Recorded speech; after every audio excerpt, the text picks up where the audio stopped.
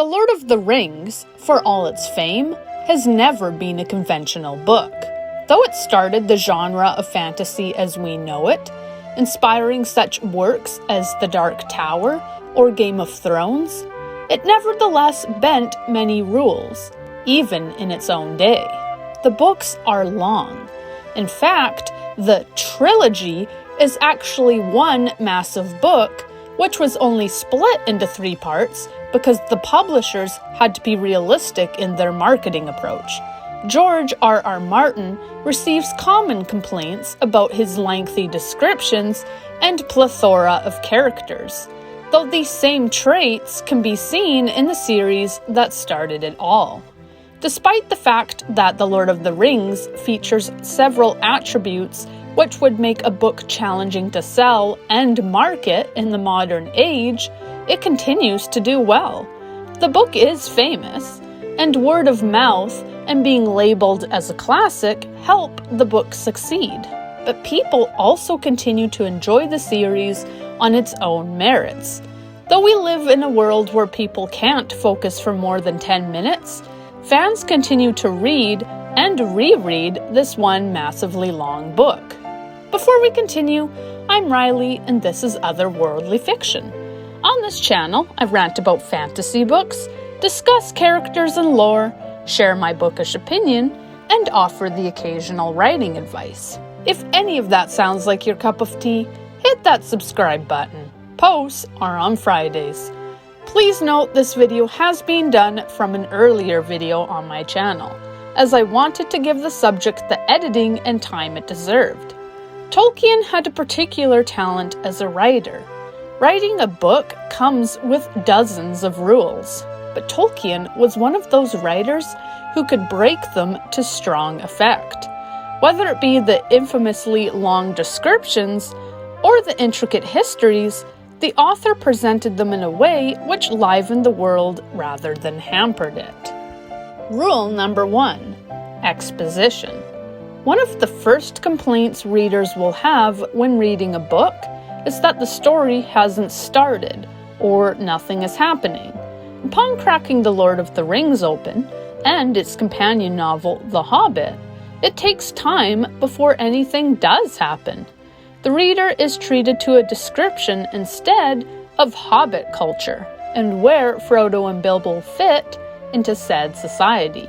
After several pages, nothing has technically happened, though the reader now knows a great deal about the importance of gardening, food, and, perhaps most importantly, pipeweed. Game of Thrones took a similar approach, bombarding the reader with information and characters.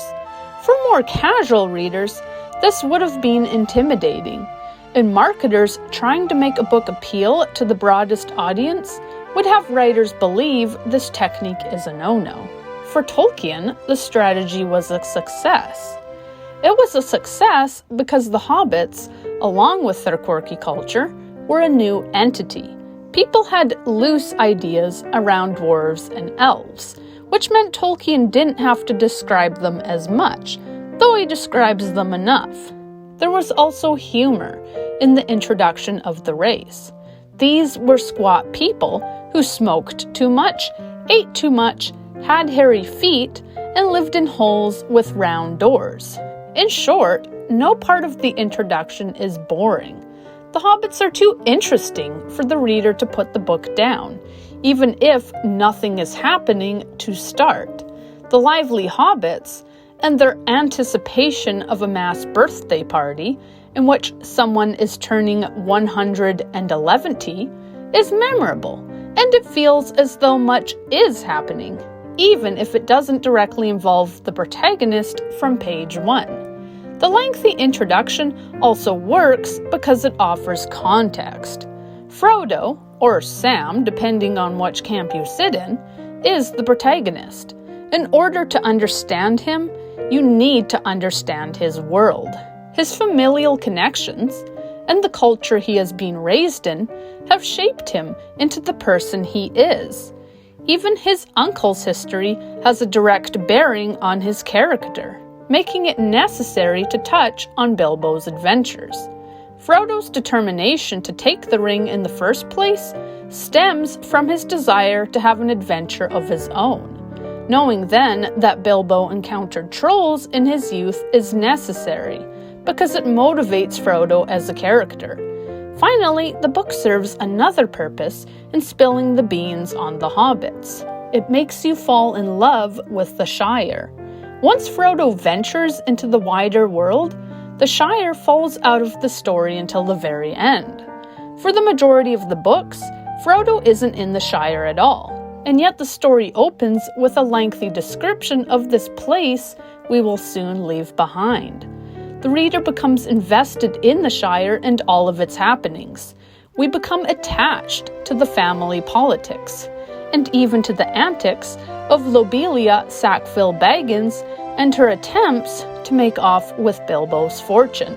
As a result, leaving becomes painful for not only Frodo, but for the reader. After being introduced to these delightful people and their eccentric ways, we are expected to leave them behind. Throughout the books, readers are made aware of how homesick both Bilbo and Frodo are on their journeys. Sam also feels it keenly, making note of when he's taken his furthest step from home, and carrying along such things as spices to remind him of the Shire. Even Bilbo, who eventually falls in love with adventure, never stops missing home. In being given a lengthy description of the Shire and its people, the reader understands the characters and what they're missing, while missing it along with them. Rule number 2. Description. One of the most common complaints leveled at Game of Thrones is its long descriptions, but in this regard, Martin was also inspired by Tolkien. Tolkien describes landscapes in great detail. Some find this slows the story down, but it could be argued that the descriptions actually bring the reader into the story. Though Peter Jackson couldn't actually describe anything to a film audience, he still captured the spirit of them by including multiple running montages. These implied the characters were traveling great distances and through multiple environments. If the books had simply said they traveled for several weeks before finally reaching Rivendell, the reader would have been disconnected from the characters. They wouldn't have been able to appreciate the length of their journey. Hearing something was long or arduous isn't the same as seeing that it is. By hearing about fens and caves and too many trees besides, the reader is given a grasp of how tedious an actual adventure would be. Between every dangerous encounter, there is a great deal of walking and fatigue. The descriptions of forests, swamps, and mountains added a level of realism to the books which other fantasy stories lack. In a typical fairy tale, the character walks a few feet and is fresh when they fight the troll. In Lord of the Rings, the journey is half the battle, and when real danger does come, it's heightened by the fact the protagonists are so exhausted from all that walking. The troll is that much more formidable when you've been hiking for weeks and in want of a hot meal. The environments are varied too. Some days are rainy, some are dry. Some places are flat with springy grass, and others involve hills, rocks, and are nearly impossible to navigate. These descriptions made Middle-earth feel like a real place, giving you a grounded sense of time and space. The long walks made Middle-earth feel vast, and every forest is different. The descriptions of Mordor are especially memorable, contrasted as they are with previous descriptions of trees and lush greenery. After the Shire and the realms of the elves, Mordor is that much more bleak. The descriptions of its dead landscape create a distinct tone, and the stakes are heightened for the protagonist when one sees just how barren their surroundings are. The despair felt by Frodo and Sam feels more keen for the reader when they are bombarded with continual paragraphs on just how awful Mordor is. Rule number 3. Unnecessary side trips. There's a golden rule in writing that a story should either advance the plot or show character.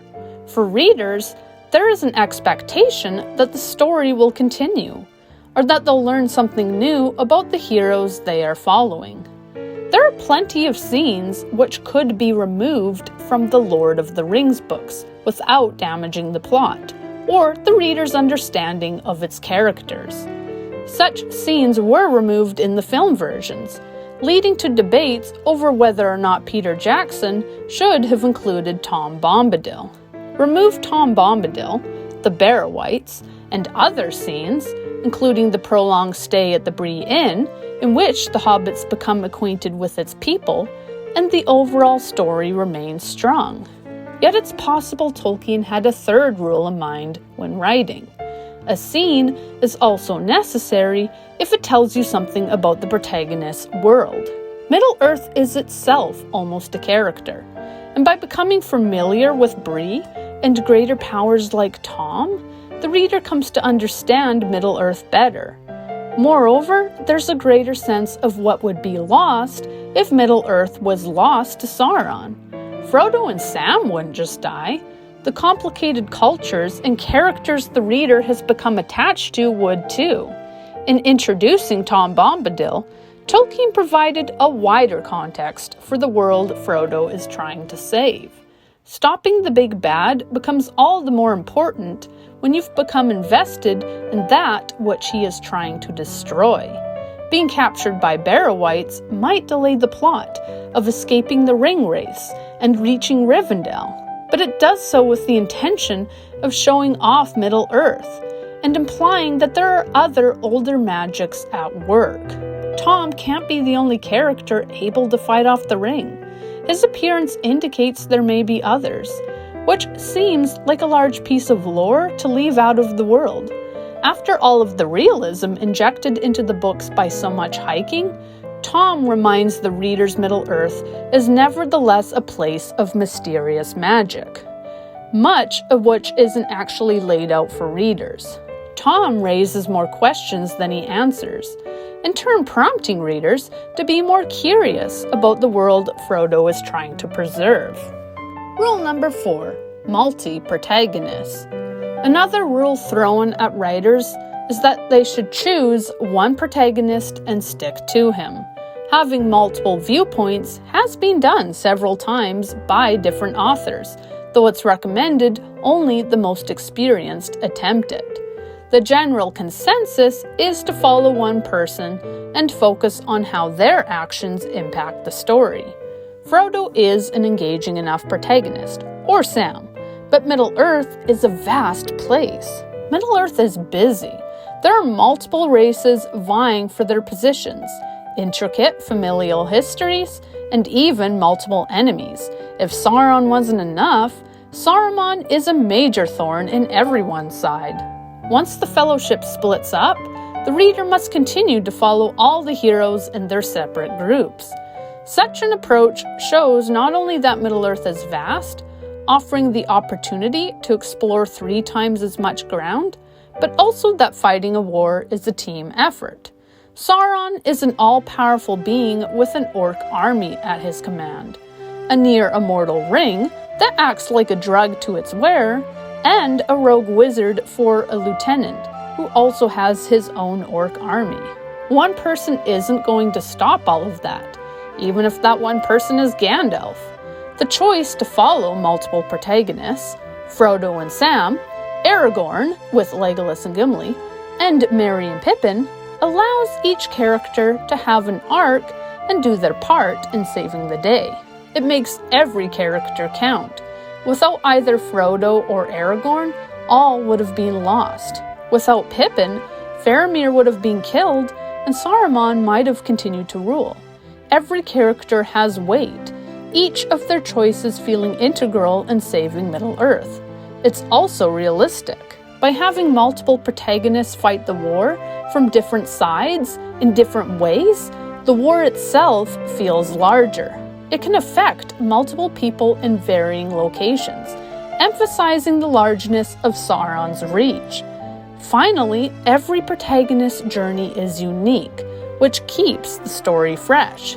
In Frodo's arc, the reader is focused on long walks and concealment. In Aragorn's arc, the reader delves into the meatier action sequences, in which the future king must save Helm's Deep before turning his attention to the Black Gate. The arcs for Merry and Pippin are a blend of hiding and action, as the pair come into their own as fighters and members of a human army. In conclusion, Tolkien broke several so-called rules in his stories, but not to their detriment. Instead, the rules he broke helped to enhance Middle-earth, giving it depth, size, and context. Every character, big and small, gardener or king, was able to shine, and the long descriptions and array of characters made for a world that was both memorable and large. Should writers continue to break these rules? Do you think Tolkien could have cut the descriptions back? Or do you agree that they were necessary? Have you noticed any other rules Tolkien has broken? Sound off in the comments. And if you enjoyed this video, like and subscribe. Thank you for watching, and happy reading.